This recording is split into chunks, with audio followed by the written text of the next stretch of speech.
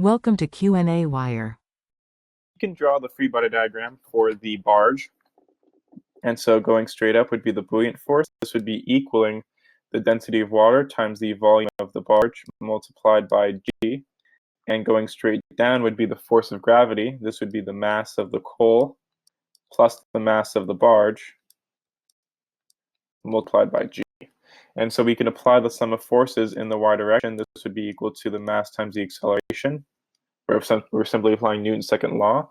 And so the buoyant force minus the mass of the barge plus the mass of the coal multiplied by G. This is equaling 0. And so the density of water times the volume of the barge times G. This would be equal to the mass of the barge plus the mass of coal multiplied by G.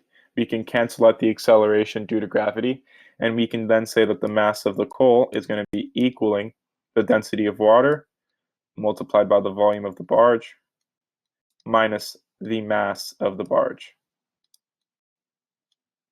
We can then say that the volume of the barge we know to be equaling 22 meters multiplied by 12 meters multiplied by 40 meters.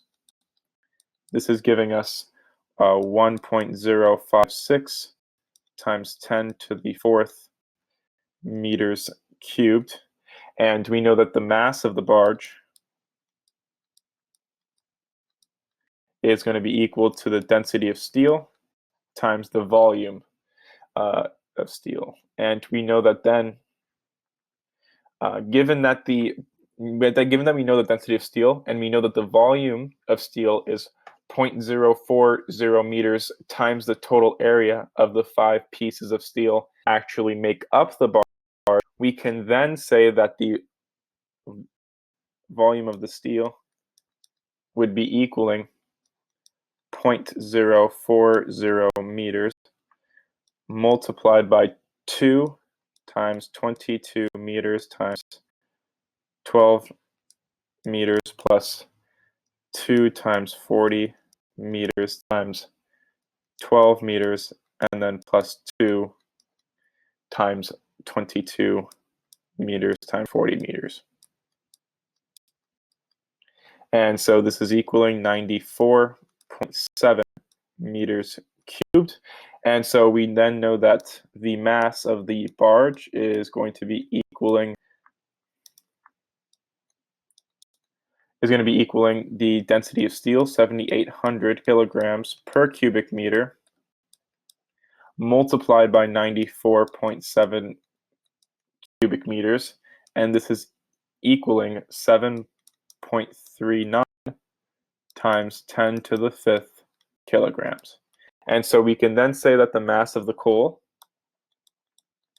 is going to be equal to the density of water, 1,000 kilograms per cubic meter, multiplied by the volume of the barge, 1.056 times 10 to the fourth meters cubed, minus 7.39, the mass of the barge, 7.39 times 10 to the fifth kilograms, and we find that the mass of the coal